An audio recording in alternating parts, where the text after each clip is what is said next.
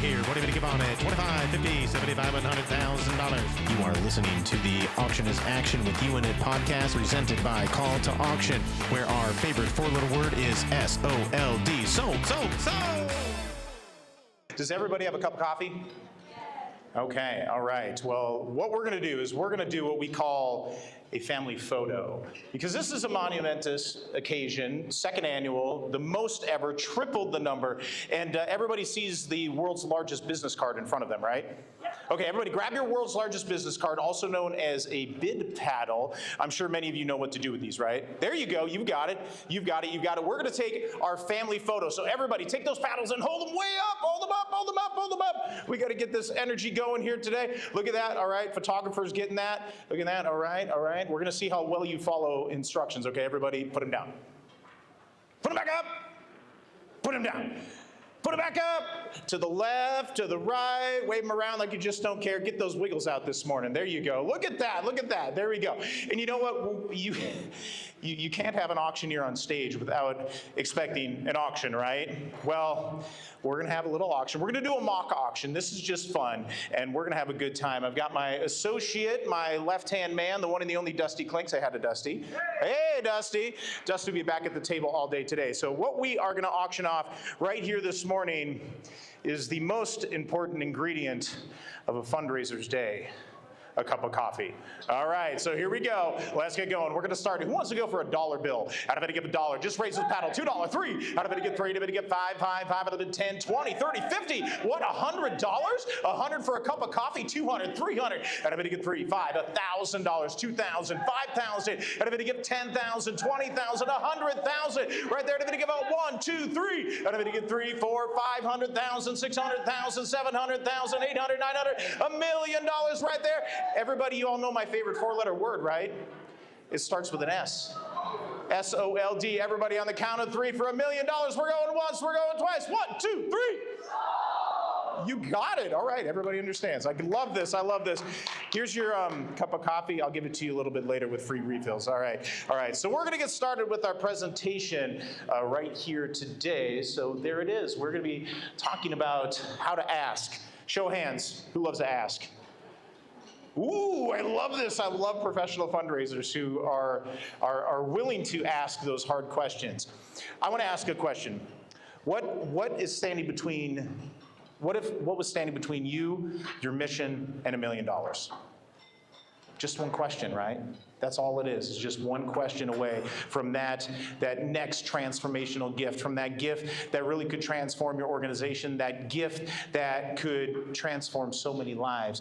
And the power is in your hands and within your heart. And we're going to be unlocking confidence and connection and clarity today with every ask. And I am an asker. Every day that I am on stage, I am asking people to do things that they don't want to do. They want to go to a gala and they just want to hang out with their friends and have a good time. But like you saw, we did the auction, and then we also do our call to action paddle raise, where everybody gets to be involved within that. But it's really asking individuals to do things that they might not want to do, or maybe to stretch a little bit further. So I want to invite everyone to stretch a little bit today and be in that uncomfortable zone, because that's where growth happens, is in that uncomfortable zone. Because you think about it, going to the gym, you're working those muscles out, you're on the treadmill, you're lifting those weights, and it's that soreness, it's that discomfort is what really changes everything. All right, we're going to see how good technology works today. All right, here we go. Again, my name is Bobby D. You heard the wonderful introduction. And these are all the things that I do. Over $1 billion raised, hundreds of clients nationwide. We have a wonderful team of auctioneers all across the nation. We can serve nonprofits anywhere, anytime, for any reason, with any budget, which is so important. So here we are. And the most important number that's up here is that 100% engagement. I want to see a show of hands. Who has ever had 100% engagement at your event? Everybody made a donation.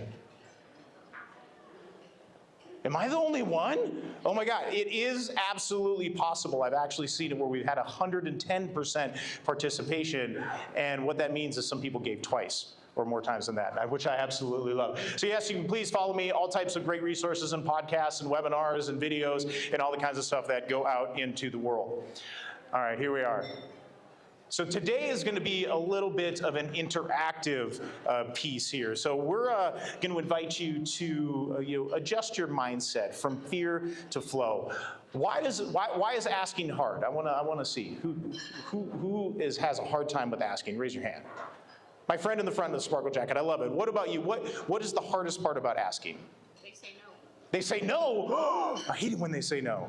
But no is one of two answers that you're going to get. And you're probably going to get no more times than other. What else? Who else is kind of hesitant? And I know this is asking introverts to raise your hand. Yes? I don't want to overuse the pool, right? So I'm asking too much of the same people. Of the same people. That's, asking too much of the same donor pool, which is very common, very common. I'm sure there's some nods that are going on around that. What else? What are some other fears that we have with asking? Yes? Say it again? Embarrassed. Yes, it's scary to make that ask, especially we're asking for a major sponsorship, or we're asking a major donor for a big gift, or even inviting those to be a part of an event. It's a little like, you don't want to look silly, right? You don't want to have egg on your face, which you don't, by the way. All right, so asking is hard. And again, like I said, this is an uncomfortable topic to be able to talk about, but I love talking about this. So we've got fear of rejection. Who's scared of rejection? Yeah, show hands, yes. What if they say no? Yes, there we go. One thing I want you to help you to reframe is we're not taking anything from anyone. We are not taking donations. We are giving an opportunity to the donor to give them a chance to matter, to make something amazing happen in the world. And again, we're only one question away from that next $1 million donation. And the magic phrase that I have is, again, we are not asking for money. You are asking for meaning. You're asking for that connection. You're creating an invitation. So if you can think about that we are just giving an invitation or providing an invitation for whoever wants to be a part of your nonprofit, whether they are volunteers or donors or sponsors or whatever they are. Now, the psychology of generosity is that people want to be a part of something bigger. And by you all being here today, you are showing that you are a part of something bigger. You are part of the Association of Fundraising Professionals. And I love National Philanthropy Day because this is a chance to really recharge our batteries. This is a part to be, a part of a room that is filled with like-minded individuals that have a passion for fundraising, that have a passion to be able to make a difference in the world. And you are all a part of this collective good for that very reason. I mean, you could do this by yourself, and fundraising and development work is very, very hard, and it's also very lonely, because, like, show of hands, who feels like they're in a silo sometimes? And they're the only ones, yeah. But you are surrounded by good people today, and you're surrounded by good energy, and you're surrounded by good tactics, and you're surrounded by future colleagues and future friends. So please, as you are mingling in the halls today, make friends and make those connections, because it's all about those connections. And one thing that I want you to just think about right now is think of a time that you said yes to something. And how did that make you feel? Made you feel good, right? Yeah. You want to go to the game on Sunday? Yeah. You want to go out and see a show? Yeah. Do you want to come over to our house for a night of drinks and food? Yeah. Do you want to go out and make a difference in the world? Yes. And how does that feel? It feels really good. So that's all we're doing with asking, is we are just giving that opportunity for a donor to say yes. And we are giving them that opportunity to feel good. So if everybody wants to feel good, on the count of 3, I want everybody to yell yes. 1, 2, 3. Yes! Yes, see, doesn't that feel good? Yes, I love it. All right, so the truth about fundraising. Now, a fundraiser's job isn't about asking for money, right? That's what we think we are sometimes, especially our families. I'm like, you just ask for money. Oh, that's a fun job, isn't it? Well, but no, we're not. All we're, and it's not just asking for money. What it is, it's about asking for those connections. And as a fundraiser, it's not our job to make people care. Really? No, it's not. Our job is to create opportunities for connection and to attract individuals that have alignment with your mission, that have alignment with the cause, and have alignment with the impact that you want to create in the world. And I want everyone to here to create that abundant mindset. Who's scared? Show of hands. Who's scared that their grant funding is going away? Yes, it's very scary. We are in unprecedented times for sure. And I know there's a lot of organizations that are out there that are like, eek, what do we do if all of this dollars go away? Like this is our major, these are our major funds that help us to fuel our mission. And it's scary that it's going away, but I have really good news for you. Friends, there is more than enough money out there to fund every mission 10 times over. And the only thing that's holding us back is that opportunity to ask. And there are corporations out there that have millions and millions of dollars that they want to give to you. There are family foundations that are out there that want to give to missions like yours that make the impact that they want to see in the world. There are major donors that want to continue to give. And there's a whole new generation that is getting this whole trickle down effect of the transference of wealth that's happening. And all you got to do is ask for it. And it's so simple. Again, it's not about the money, it's about the meaning. What is the meaning of that money? What is this fundraising fuel, and what does it do? And what does it do? Again, people don't give to causes, they give to that connection. Yes, your cause is very, very worthy, but it's that connection of your cause, your mission to the donor that wants to make a difference in the world. And that's, we all know the definition of philanthropist, someone that wants to make an impact in the world. So we are here to create an opportunity to attract abundance and to be magnetic for it and to it. It's that abundant mindset. It's that I like to call it magnetism, because we are all attracted to people that we are meant to meet. And I've met a bunch of people here already today that I was like, there's a reason that I was here, and there's a reason that we're here to be connected. And again, fundraising is an invitation. It is not an obligation. Here's some magic fundraising words that I want you to use. And this is something that I do from stage multiple times a year, doing our paddle race. Friends, this opportunity. I want to invite you to give. I want to invite you to be a part of a cause of something that's bigger than ourselves. I want everyone to be a part of this collective giving moment. And that's all you're doing, is you're just creating that invitation. And I want to invite you to consider making a gift that's inspirational to you. Now, did we make a direct ask? No, I just gave an invitation. Someone could be invited to a party and they could go or they don't.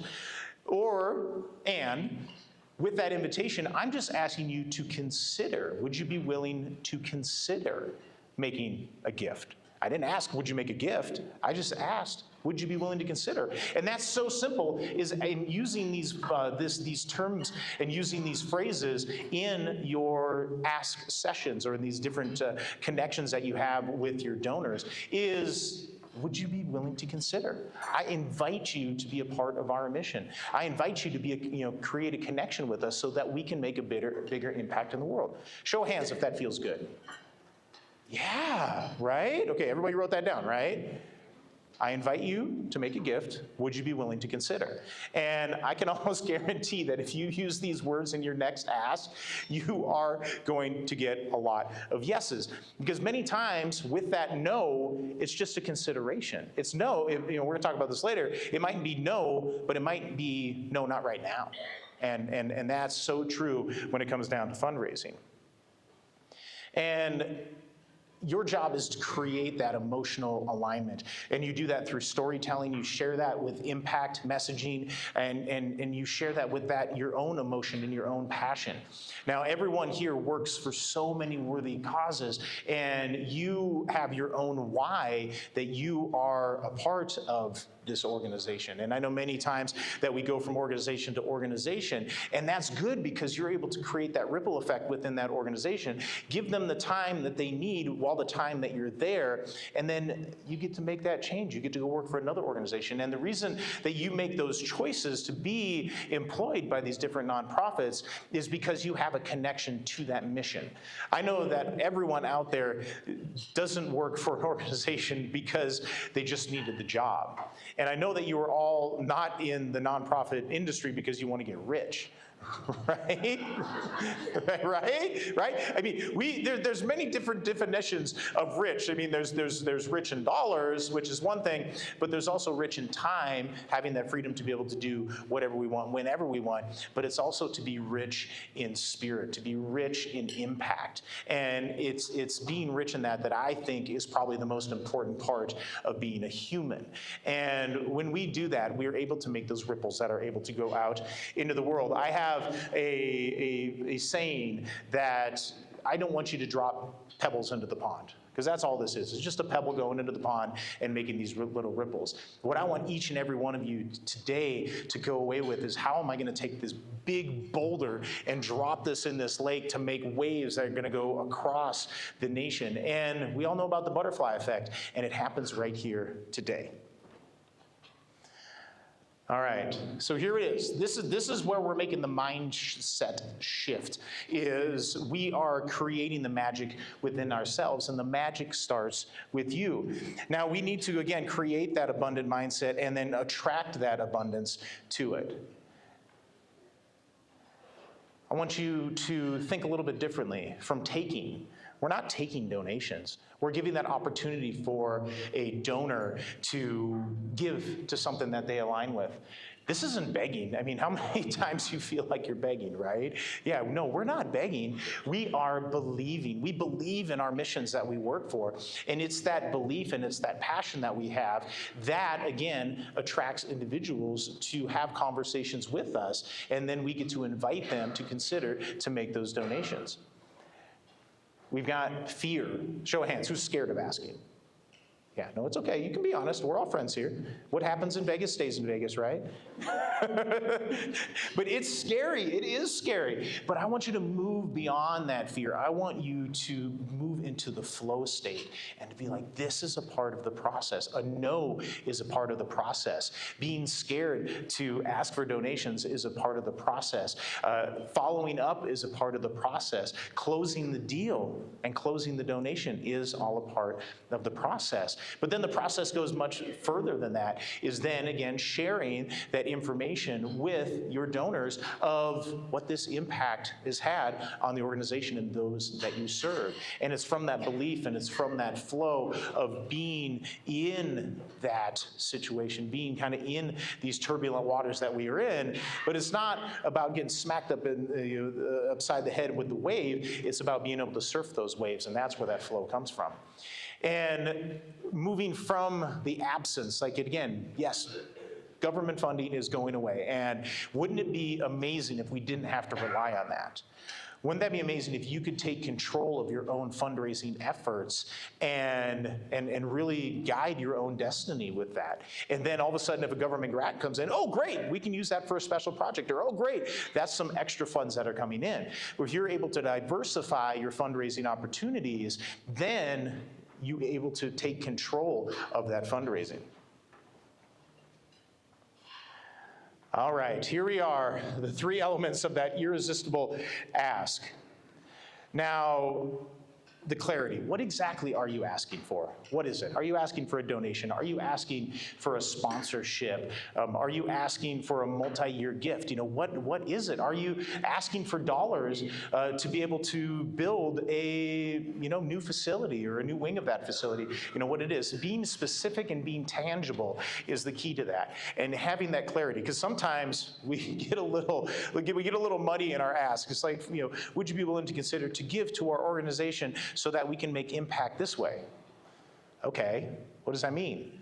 Well, no, it's so that we can fund our programs, and we can do this and we can do that, and then the donor's gonna be like, I don't get it. What is it that you're asking for? Well, no, get down to it. Friends, this is what we're asking for. What we need you to help is to fund this special program, so then we are helping more kids to be able to be successful in their educational life. Then way that we do that is with X, Y, and Z. So making sure that you've got clarity with that. And then connection. Why are you even having that conversation with that donor? Why are you even sitting down to coffee? Why are you having that conversation on the phone? Why are you sending them DMs? Why? What is the connection? Why is the reason that that donor is even having a conversation with you?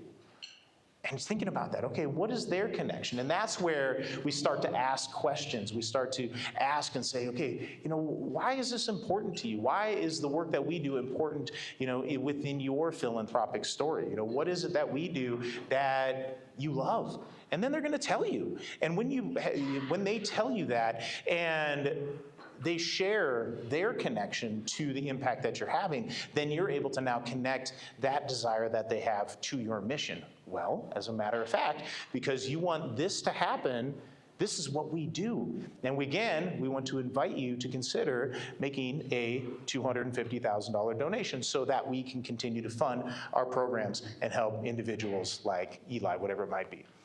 Now, using the you language, donor-centric fundraising. Does anybody know who Penelope Burke is? Show of hands. Yes, Penelope Burke is my favorite fundraising geek ever. If you don't know Penelope Burke, please find her, read her books. She did have a great book called Donor-Centric Fundraising. And the easiest example of donor-centric fundraising, does everybody remember that wonderful channel that was on during our growing up years that was called PBS? Right? Do you remember that? And then after we watched Sesame Street, what did they say? Does anybody remember? Viewers like you. Viewers like you make this possible. I was in Boston a few weeks ago, and the Boston Public Broadcasting Channel took out an ad in the Boston Globe. And they said, the government told us to go fund ourselves. Right? And that's what's happening today. I mean, does anybody else feel that pressure that the government told us to go fund ourselves? Yeah. Well, you know what we did at the organization I was helping with in Boston? We're like, you know what? We're just going to say fund off, and we're going to do our own fundraising, and we're going to take control of that. And it's that donor-centric fundraising that leads the charge, that leads these different opportunities. Donors like you make this possible. Your gift helps us with this. You are able to make a beautiful transformation within our organization. Now, a key component to this is tone, is timing, is story transformation from that ask, moving from awkward to inspiring. So now, there's a few ways that we could do this. There's the, hello, Mr. and Mrs. Smith. Thank you so much for sitting down with me today and having some coffee, and we've got this really great mission, and we're doing all this really great work, and I don't know, I want to see if you might want to donate $10,000 to our big event that we've got going. Maybe? If you don't, it's okay, it's all right. I know it's a lot of money, it's okay. Or, hello, Mr. and Mrs. Smith. Thank you so much for meeting with me today. I'm so excited to learn about your desire to be able to help our mission that impacts kids in this way. And I know that through your previous donations that this has helped us create this level of impact, or this has helped us to help Eli or Emma or whoever with that. And we've got a big opportunity for you here. We have a big idea that we want to create this thing, or we want to create this program. And we know with your connection that you want to be a part of this. And I want to invite you to consider making a donation of $250,000 so that we can make an impact in the world. Who's going to say yes to number 2? Yeah, right? and yes, it feels scary to ask those big numbers. But zeros are only, again, a mindset. And we're going to talk about this in just a moment, but it's that mindset, and our own relationship with money is what holds us back. Now, there are individuals in the world that a six-figure gift is nothing. There's other individuals in this world that a three-figure gift is everything. And it's not our place to judge when too much is too much. It's our place to give that opportunity, to create that opportunity for connection, and to be able to give that opportunity to be a part of the impact. And we have to put our own money mindset away. Now, I was raised by a wonderful mother who was raised by a mother who lived through the Depression. So you know what that means. Very frugal, keeping everything. I swear, my mom has every canned good filled top to bottom. Yours too, right? You know what I'm talking about, because they don't know what's coming up next. And poor mom thinks there's this apocalypse thing coming and yada yada and all this kind of. I'm glad that she's prepared, but she had learned that mindset from her mother. And when it comes to philanthropy, they're very reserved when it comes into that. But there are causes that they will open their checkbook to, because it aligns with what they're doing. So we have to put our own money mindset aside, and then to be able to open up our opportunities, or open up opportunities for these donors to give, again, at a level that's inspirational for them. When I'm on stage, I always like to say, friends, I don't want you to give until it hurts. I want you to give until it feels good. And that's what we're doing. Remember earlier, we were talking about the yes and how good the yes made us feel? Let's give another yes. 1, 2, 3. Yes. Yes, yes. And see again, how does that make us feel? And that's what you're doing, is you're giving an opportunity for yes. The more yeses you get, the more yeses you are going to get. Now, storytelling equals spell casting. This is our magic book of spells, and this is also our magic book of stories. And I always like to say, you got to sell the sizzle, not the steak. You got to sell the sizzle of the bacon, not just the bacon itself. It's that smell, it's that feeling that it gives you, it's that joy. But facts. Facts are the facts, and facts are going to be arbitrary to different individuals. There's some people that are, in the mindset that, a $50,000 gift to help fund a scholarship, one scholarship for one individual is a lot. They're like, wait, no, my 50,000 could go over here with this organization. They're helping thousands. But then for someone that has a connection to higher education, then they are able to see what the value of that one scholarship can do. Because again, it's not about the numbers, it's about the stories. It's about the story of Eli and how we're able to give him the tools and the education to be able to move beyond, to be able to move into his potential. That's with that. And what we're doing is we're creating that emotion, we're creating that urgency, we're creating that specificity, that's a hard word to say. And all of these together is going to equal magic. Now, I want to talk about Emma real quick. And this is a good example of storytelling with Emma. Now, when Emma was just 3 years old, her parents heard the words that no one ever expects to hear. Your baby has cancer. They spent the next year in and out of hospitals, watching their daughter fight for their life. But thanks to donors like you, Emma had access to cutting-edge care, family housing, and emotional care that kept her parents and her siblings strong. Today, Emma just celebrated her second birthday, cancer-free. Doesn't that feel good? Right? Yeah. You can give some snaps. Woo! Yes, and that's the type of storytelling that I want you to create. I want you to think about one individual, maybe one person that you've been able to help. Or maybe if you are saving, preserving land, maybe we talk about one individual that was a part of being in that wild open space. So thinking about that story, and what is this 30-second story that you can create to be able to sell? What can you have in your back pocket to where when you are meeting donors at an event and you're having conversations with them, let me tell you about Emma real quick. And it just takes 30 seconds. This isn't the elevator pitch. This is just a story, is all that you're telling. And when we tell that story, that again is that invitation for someone to be a part of Emma and her parents' story. Dun, dun, dun, dun. The hero's journey of a donor. Now, this is what I absolutely love this, where you have the donor as the hero in the story. Now, does everybody know about the story arc? You've got the problem, that's the struggle. I'm a big Star Wars geek, so we think about that. What's the struggle? There's the empire that's out there in the world, and you got this guy, Luke Skywalker, and he doesn't know where he's gonna go, and all of a sudden he finds himself caught up in this big intergalactic war. And that's the struggle. But then you find the solution, and he finds this guy called Yoda, right?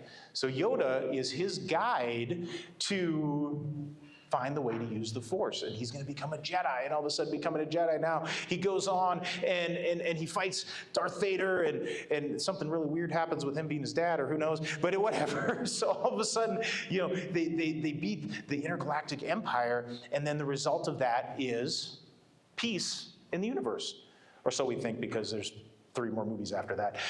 But you are, if I want you to consider putting yourself in that Yoda spot, you are a part of the donor's journey. Number one, you've got to create awareness of the mission that you have, and that's where marketing comes into play, that's where your PR comes into play, that's where your events come into play. It's creating that awareness that there is this opportunity to be a part of that. And then the inspiration. That inspiration comes from your storytelling. That comes from that story, just like I told about Emma.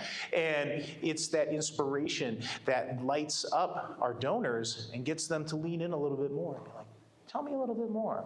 Tell me more about how you're impacting lives.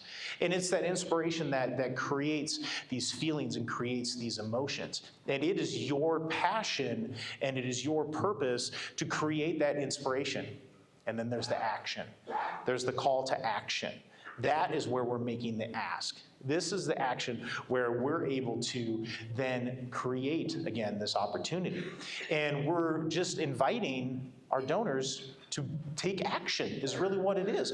And just like earlier this morning, I invited everybody to raise your paddles. Now, nobody needed to raise their paddle, but I just created an invitation for you all to be a part of a collective experience that's here. And that was just a very simple call to action. And when your donor takes action and they make a gift, a 3-figure gift, a 5-figure gift, a 7-figure gift, whatever it is, that is what then creates the impact. And then once we're able to create the impact, or the impact is then created, and then we're able to relay that back to our donor and show, because of you, we were able to keep the PBS station open and share Sesame Street and all the wonderful things that they have with our generation.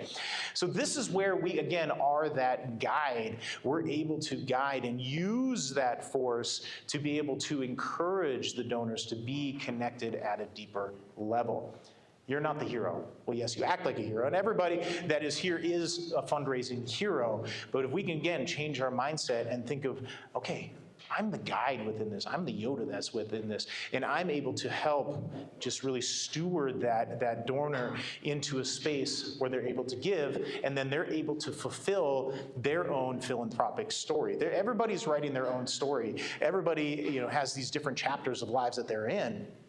And donors want your organization to be a part of their story.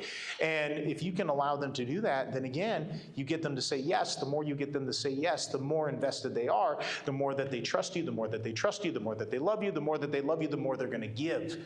So this is where you are a part of that. You are a part of being the guide that's there.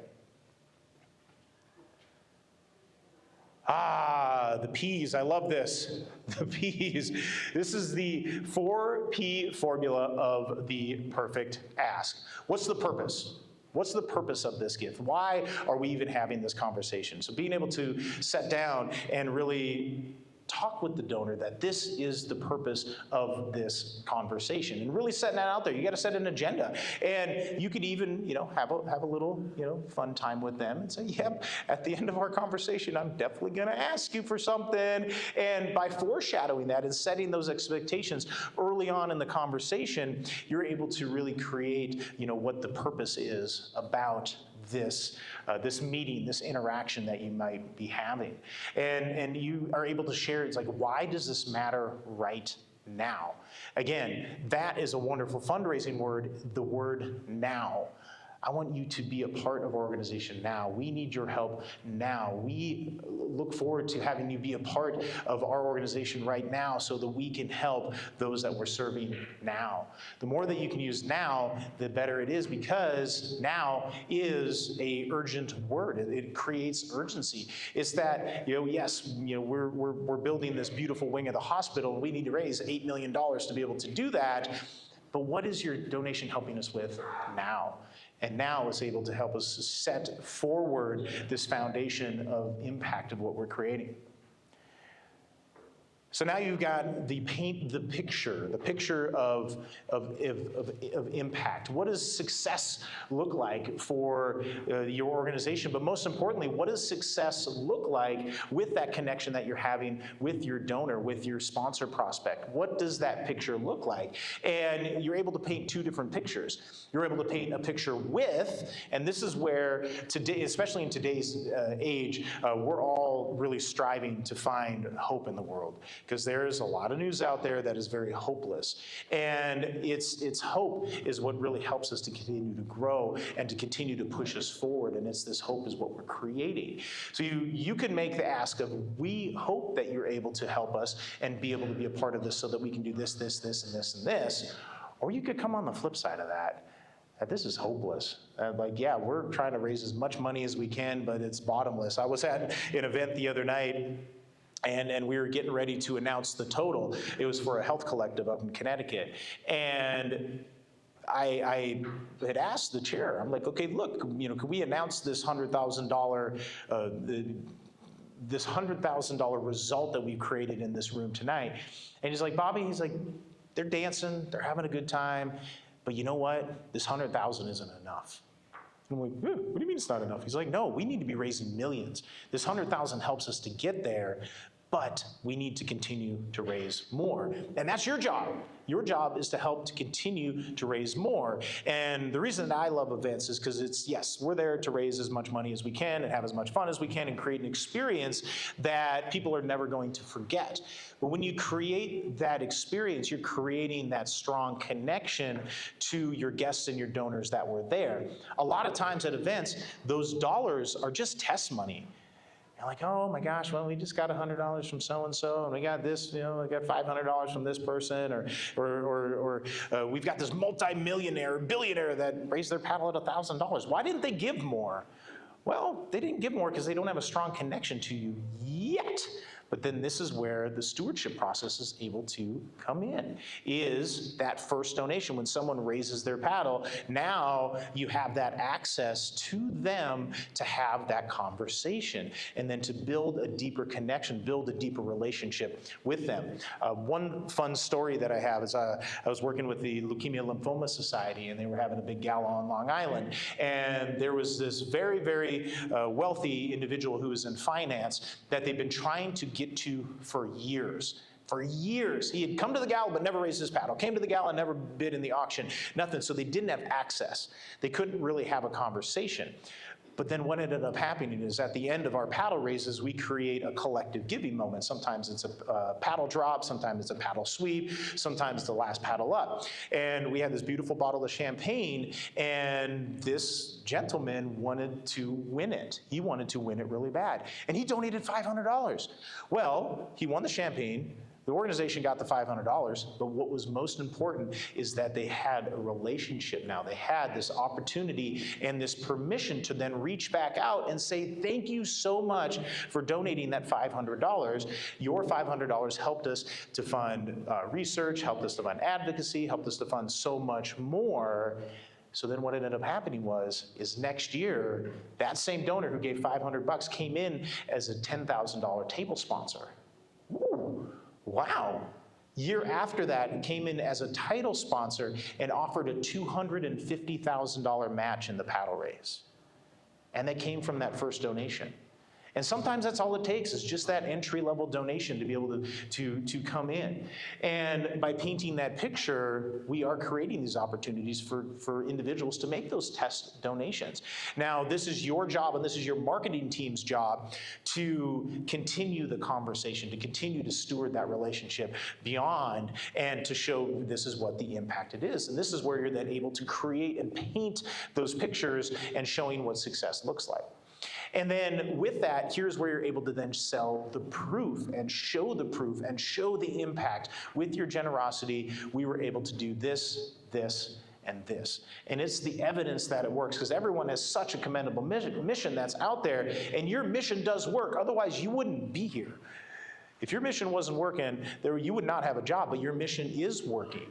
And your mission is helping to push this impact forward and to really create the proof in the pudding. Remember, we were talking about the hero's journey. The hero's journey, we've got the solution and then we have the result. That's what proof is. Proof is the results of what your fundraising helps us with. And then here's our prompt.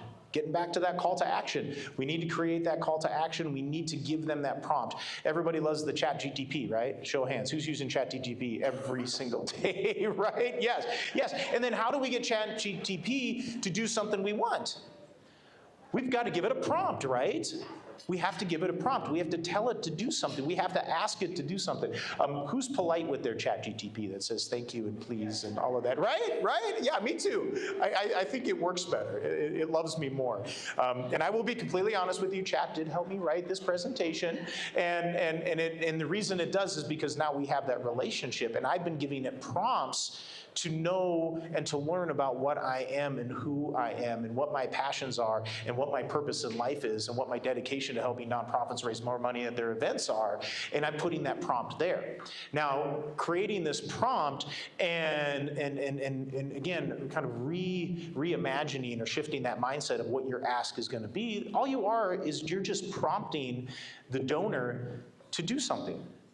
Whether they become a sponsor, whether maybe they become a volunteer, and then we all know that 70% of volunteers end up being donors, right? So maybe that's an opportunity. Maybe you invite them to be a part of the board. Maybe you invite them to be a part of the committee. Maybe you invite them to share some of their talent that is, that they have. Maybe they're great in websites. Maybe they're great in accounting. Maybe they're great in marketing, whatever that might be. Because we all know the 4 T's of fundraising. What do we got? Number 1 is time. Yep, time. That's a volunteer. Number 2 is talent. We got it. Number 3 is everyone's favorite? Treasure. And then what's the 4th T? Team. Team is probably one of the most valuable of those 4 that are there. So here's where a donor is able to come to the table with the 3 T's, time, talent, and treasure, but it's that team, it's that network that surrounds them.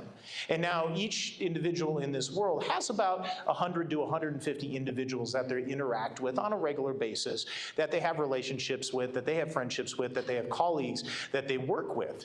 And then you start to think about your donor list that you have, and now you start to look at that and you're like, okay, I've got all these donors that are here. Maybe they give a little bit, maybe they give a lot, maybe they volunteer, maybe they provide that talent. But now we start to think, how could we invite them to tap into that team that they have? Because now you start to think, some of these major sponsors that you have, C-suite executives, think of the team that they have around them. Ooh, and think of the dollars that are able to, not so much the dollars, but the opportunities that you have by tapping into that team. So here's some magic fundraising words again. We're having this wonderful event that's coming up, and I'd invite you to consider to tap into your network to identify some friends of yours that might have a connection to the cause that we have. And we would love for you to invite them to the event and sit at your table and to be a part of our fundraising. And hopefully bid on an auction item, hopefully raise their paddle. But we invite you to dive into your team. We want you to dive into your network. And we would love for you to help us bring the right people to the table. Now, if you've got a great philanthropic partnership with these donors and these different corporate sponsors, they're gonna understand. They're gonna be like, oh, okay, I see how this works. And when they start to see this, and you're able to show the proof, and you're able to make that prompt, now we're able to fill the tables with people that have connection and have capacity. Show of hands, who has an event that a sponsor sends the people that don't have connection or have capacity? Show of hands. Who? Yeah, that stuff happens. But here's where you're able to move beyond that. And here's where you're able to have that conversation and make that invitation, make that ask to be a part of something bigger. And that's all we're doing. And it's that prompt. Purpose, picture, proof, and prompt. Let's see here. All right. Ooh, handling the silence.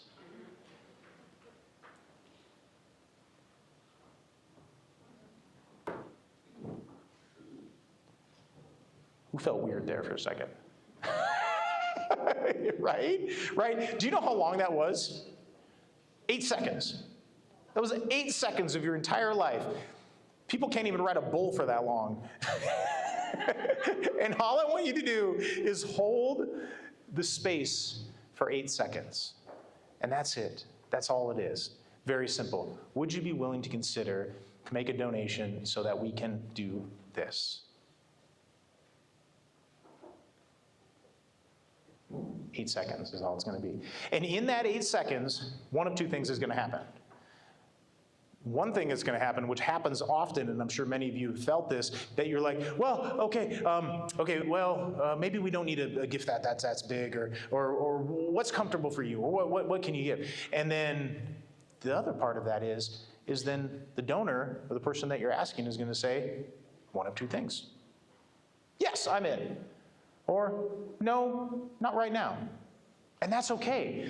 The first person that talks in a negotiation is the one that loses. So hold that space.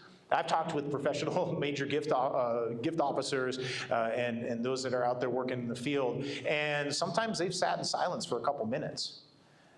Because the donors kind of got to think about that. They got to process everything that you've just told them. They've got to process the story. They've got to process this picture that you've been painting. You've got to process this impact that their gift is going to be creating. And you are really like giving a major investment opportunity to anyone that wants to be a part of those conversations that you're having.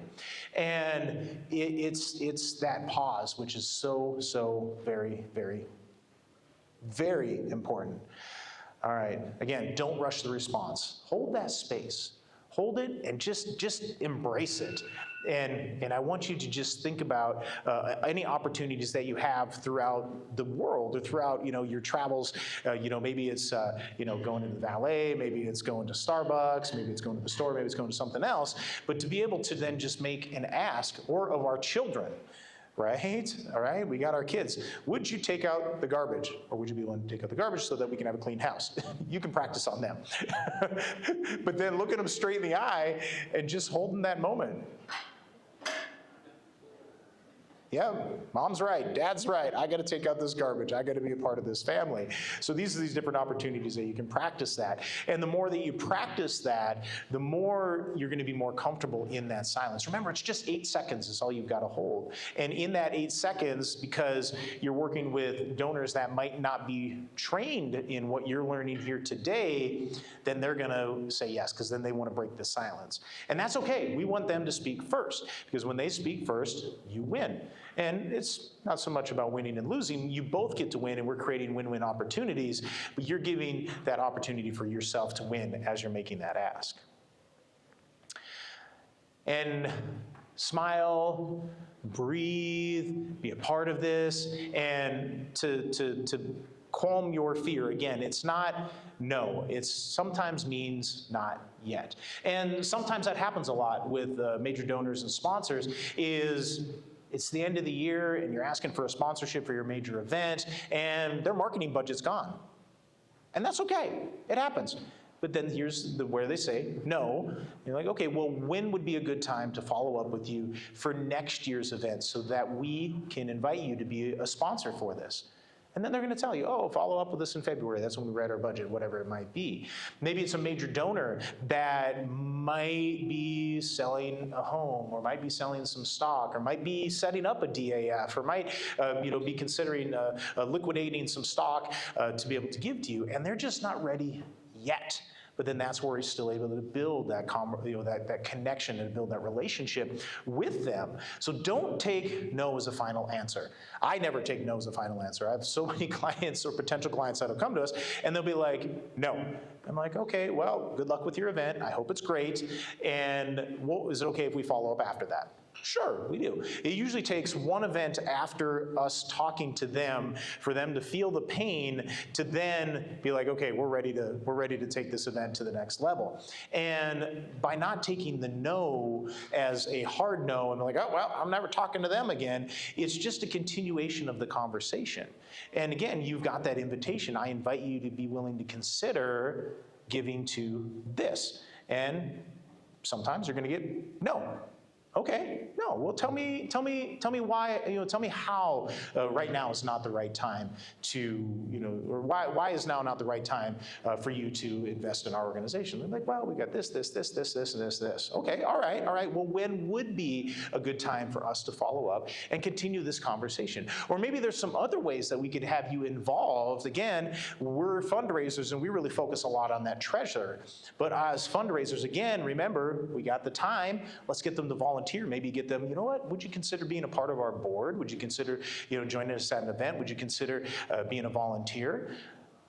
You've got treasure, time, talent. Maybe they have a unique talent. And then again, team is like, well, do you know someone else that might have a connection to the cause that we have? Oh, yeah.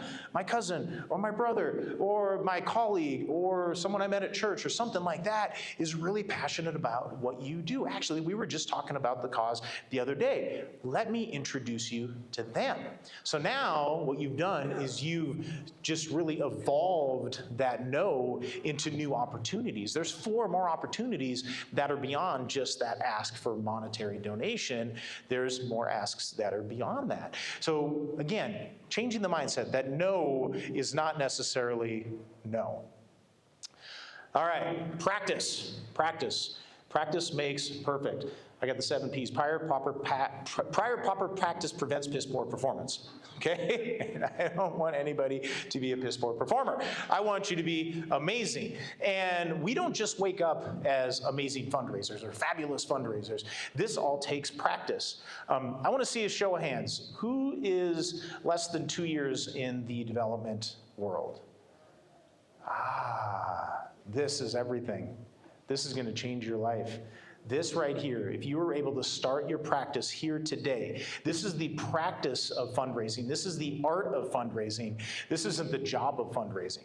So if you can think about opportunities that you're able to practice these different asks in daily life with your peers, or maybe even in the mirror, I wake up in the morning, and actually this morning I was getting prepped for the keynote today, and I looked at myself in the eye, and I asked myself, it's like, are you ready to do this? Are you ready to make an impact on Las Vegas? And you know what? The answer was, I'm a little nervous, but yes, I can. I'm going to be able to do this. I've got this. So it's that practice that you're able to have every day that's going to make you a better fundraiser. Again, we've got to watch our posture. We've got to watch our smile. We've got to watch our tone, eye contact. I do a lot of coaching with auctioneers. Dusty's one of my mentees that I've been working with now for about 4 or 5 years. And Dusty, what do I always say when we're practicing our auction chant? You've got to smile. You've got to smile. And that's it. You've got to smile. The bigger your smile, the more contagious that is to the donor or the prospect that you're having that conversation with. That this is fun. Let's put the fun in fundraising. We're doing good work in the world. So just practicing that smile is so big. Practicing that eye contact, being able to look someone just right in the eye and be able to hold that conversation and to owe that connection for just a few seconds.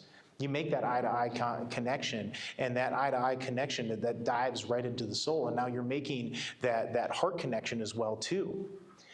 Confidence is contagious. The more confidence you have and the more confidence in the ask that you're going to have, the more success you're going to see. So for my new fundraisers that are out there, yes, you might be new, but you're able to take your life experiences from what you've had before and then now be able to apply them to this. And this is the confidence that you're able to share. And when you're more confident, again, remember we were talking about if you would like to give, this is going to make a really big difference to this. That's not confident at all. Being confident, being able to smile, being able to share that hopeful, that light tone. And this all comes from asking.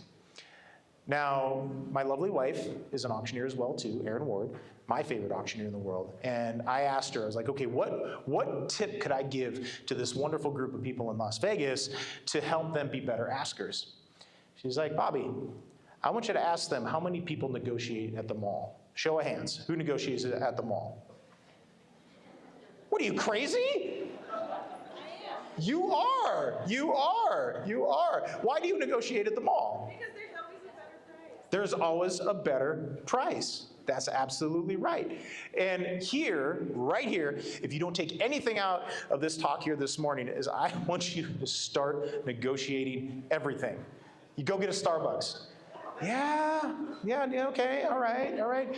Is there a way I can get a discount on this? Right? It feels weird, but it doesn't hurt to ask, because what's going to happen? One of two things, yes or no, right? But more times than not, especially Starbucks, they've got a lot of money, and they can hit that discount code, or that discount button, no problem. Ding! Right there. Maybe you go to Macy's and you find this beautiful dress, this beautiful blouse, these beautiful shoes, and you get up to the register, and then you ask them, it's like, is that really the best price that you can do? Again, you got to smile and got to hold the pause. Remember, power is in the pause. And count to 8 and just see how that clerk or that sales associate is going to squirm. They're just going to be like, they can't hit the discount button fast enough. It's true. And the more that you're able to practice this negotiation, you're able to practice this ask. Again, magic fundraising words, I invite you to be willing to consider, do this wherever you're going. And say, would you consider giving me a discount because I'm a really nice person? More times than not, they're probably going to say yes. And then guess what happens? You save more money, you can go buy more things, or you can save more money and then be able to make donations to causes that are worthy. So this right here is probably the best tactic and technique that you all are going to be able to use. And negotiating is a part of life. There's somewhere in the world, especially here in the United States, that is like, nope, we have to pay face value. The price is the price. Well, not really. And I have conversations with potential clients all the time, and I love the ones that say, well, is that your best price? And many times I'm saying, well, no, let's be creative and let's find some other opportunities that we're able to work together. And it's not just the hard-earned dollars. It's not the dollars is what we're asking for. Many times it is, especially in fundraising. But again, remember, we've got those other 3 T's that are there. And then I start to have the conversation with them. It's like, okay, is there some way that you could provide value to us so that we could lower our fee? Maybe there's some connections that you can make. Maybe there's some other nonprofits that are going to be attending the event. Maybe there's some photo or video or some different things that you could share with us that we could use in our marketing. Maybe there's something that we could provide. I got to do a quick plug. In 2026, any new clients that we pick up, we are going to donate 1 live auction item to your live auction to help you raise more money. That's one way that I can negotiate and I'm able to help nonprofits raise more money and then to be able to work with us.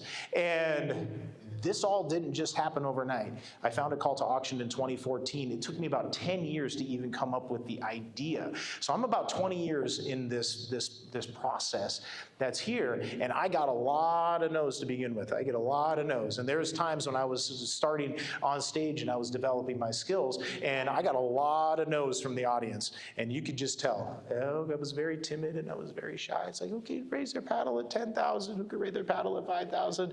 Okay, it's okay. How about 2,500? Maybe 1,000. Okay, 500. Okay. And newer auctioneers and fundraisers, that is what will happen. But it's with time, and it's with practice, and it's with negotiating at Macy's, and it's all of these different opportunities that I've been able to be here before you today to be able to share what my skill of asking like an auctioneer is like. All right, here we are, ripple effect, ripple effect.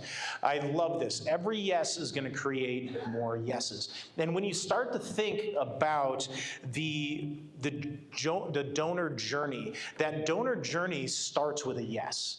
That donor journey starts with them saying, yes, I'll attend the event. Yes, I'll be a sponsor. Yes, I'll make a monthly contribution. Yes, I'll donate this, I'll donate that. And then what ends up happening after that? They see the impact. They see the mission at work. And then now the next ask comes up, the next prompt comes up, and then another yes. You all were asked to be a part of your organization as, in the job interview, whatever it might be. And guess what? You said, yes, I will be a part of this. And then the next yes, can you do this? Yes. Can you attend this National Philanthropy Day conference so that you can meet more people that are like you and to be better fundraisers? Your answer was yes. And you're here, and you made that choice to say yes. And then all of a sudden, now you're in this room, and you're surrounded by hundreds of your friends, and you are starting to say, yes, I'm going to challenge myself. Yes, I'm going to put myself in that uncomfortable zone. And then when you say yes to yourselves and yes to these challenges that I'm putting out before you, you're going to be better. You're going to be stronger. You're going to be more confident. You're going to be more aware, and you're going to be a better asker. So it's all of these yeses that compound together, again, to make that boulder that we're throwing in this lake yeses.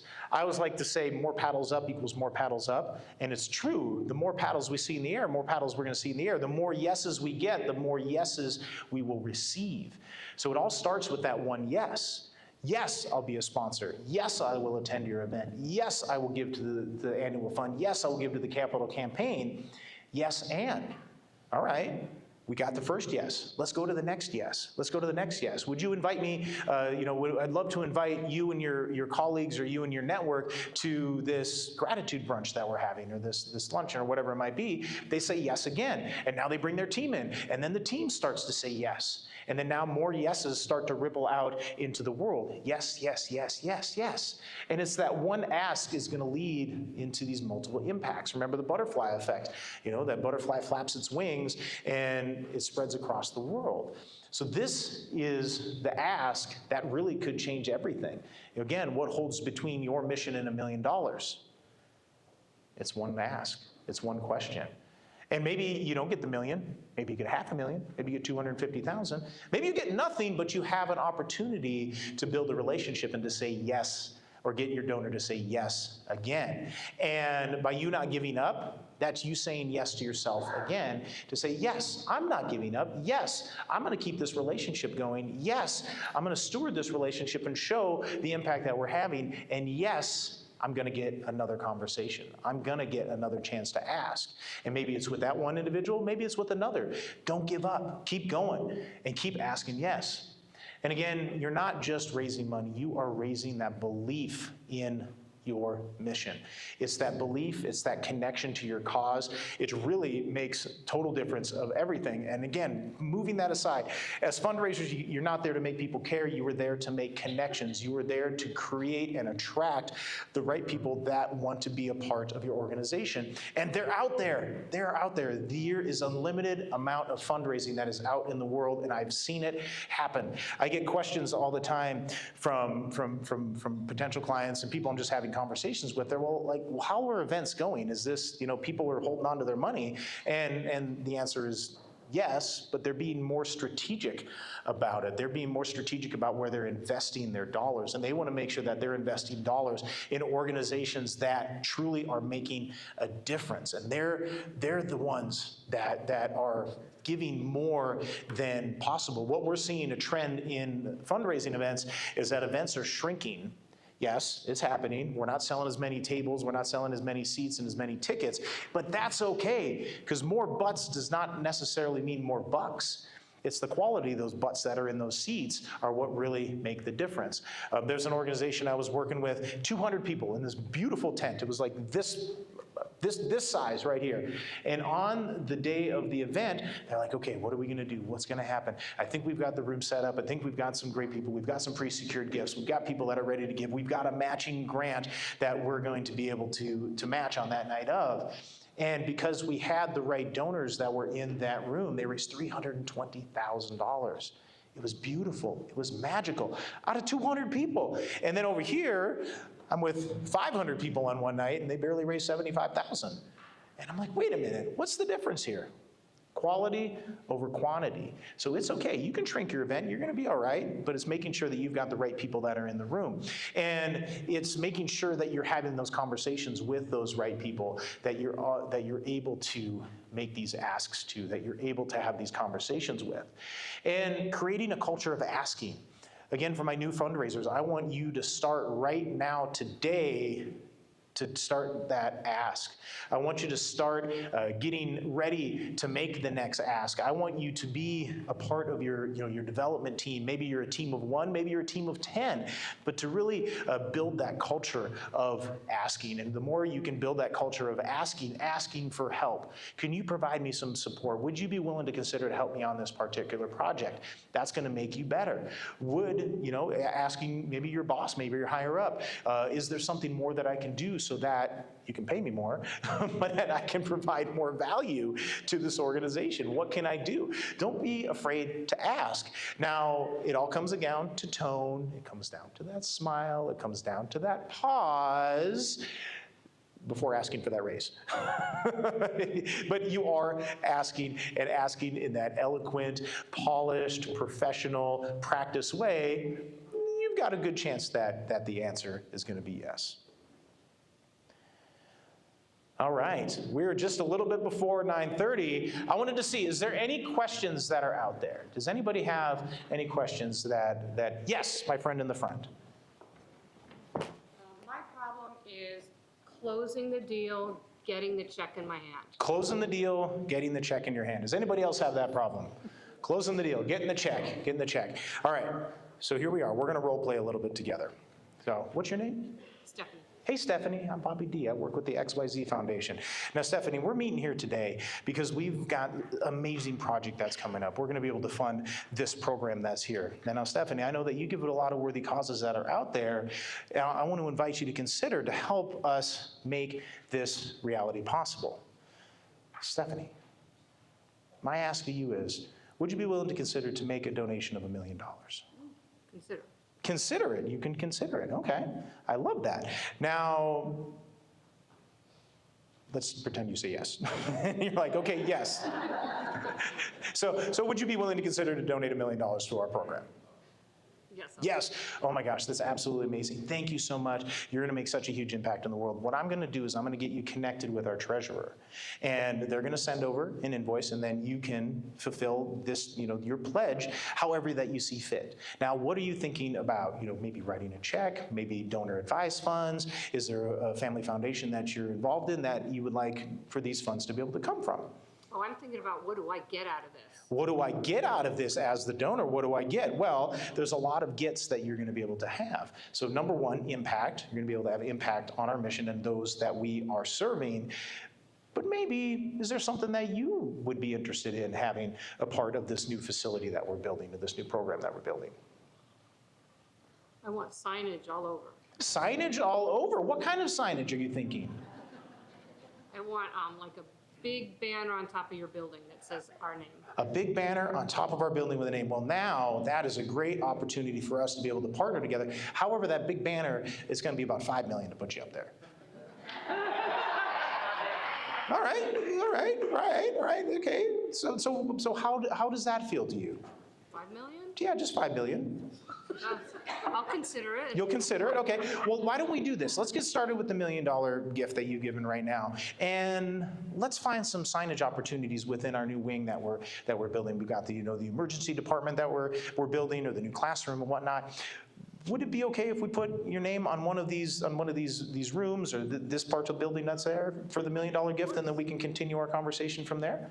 Of course. That sounds good? All right. Well, I'm going to get you in touch with our treasurer. They are going to be able to help you to fulfill this pledge. And together, we're going to be able to change the world. Stephanie, thank you so much. Thank you.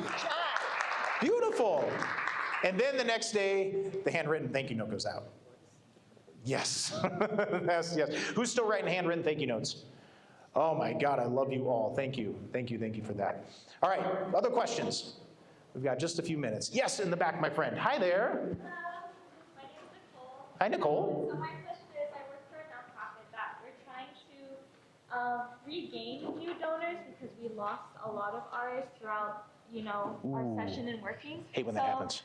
Donors that we don't have connections with, like, does it just start with an email, or like, what does that email say? Should I overthink the email? Where do I start? You're talking about re-engagement. It's because you have this list of lapsed donors that aren't giving anymore, and you want to get back in touch with them. This is where I love to tap into the masses here. Does anybody have a suggestion for Nicole? I want to see who's has been through this. Who's been through this? Yes. I would say just pick up the phone. Just pick up the phone? What do you mean? Just pick up the phone? Who does that anymore? You do. Valerie picks up the phone. So then, what can Nicole say? Hi. Hi, friend. This is Valerie from Henry's Place. It's been a long time since we've talked. Do you have a minute? Do you have a minute? Right. And I just want to share with you some information of the great work that we're doing here at Henry's Place that's impacting the world. Okay, yeah, I've got a minute. All right. Great. And then now we just need to make that ask. It's like, we noticed that you've been a donor in the past, and because of your donations, you've been able to help us with this, and this, and this. And I want to invite you to consider to maybe be a part of our monthly giving program. Is that something you'd be able to consider? Or maybe making a one-time gift. Or maybe how about attending our events so you can see all the great things that we're doing. And it's just that simple invitation and that simple phone call is an ability to be able to re-engage those donors and get them back in. Now, the likelihood that you're gonna get everyone? No. But even if you got 10%, because how big is your list? Let's say it's 100. It's 100. You call 100 of these people, and maybe 20 pick up, and then maybe 10 say maybe, and then maybe you have one that says yes. But remember, the yes leads to more yeses, and maybe they just become a part of your monthly giving program at $20 a month or $50 a month or whatever that is. But here's an opportunity for then now you to share that impact back of what their monthly donation is able to help our little girl Emma that we were helping, or Eli who's going to school, whatever it might be. And then here's that opportunity to bring them along with the journey of them being a bigger donor. Now, thank you so much for being a part of our monthly giving program. We'd love to consider to attend our event. They come to the event, they raise their paddle. Oh my God, that's amazing, you helped us with it. Now let's go out and have coffee. And this is just one that you're able to have out of the 100. Does that help? Okay, you're very well. I love that big smile, Nicole. Give Nicole a round of applause. I love that. Okay, other questions, other thoughts, other comments that we might have? I love this. Everybody knows everything. Oh, hey there. How are you? Good. I have one question. Yes. It's the mystery of the starting for the big ask. So you're gonna ask, and you're like, anybody in the room? We're gonna start off at $20,000. The mystery first big ask. The right? mystery. Is there an equation? Is there something we have succeeded in the past? We have failed.